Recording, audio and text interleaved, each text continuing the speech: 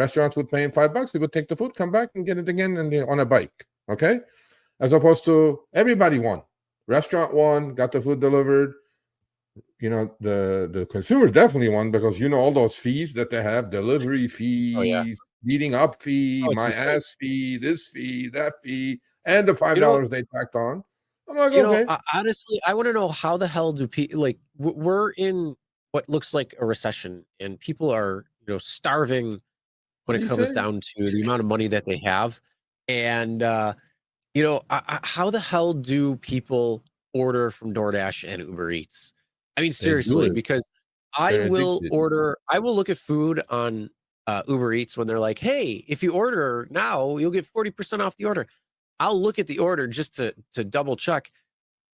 Going to actually get the food with that 40% discount is still less than actually ordering it through Uber Eats. Absolutely. Even with the 40%. But, it's ingrained in the people's things now. But once we go into a recession, Chris, we'll find out what happens to these gig companies. Go to my channel, check the video out. I did a video about if recession happens, what will happen to Uber, Lyft, and DoorDash. So rogue delivery man, he's not rogue, he's smart. Okay.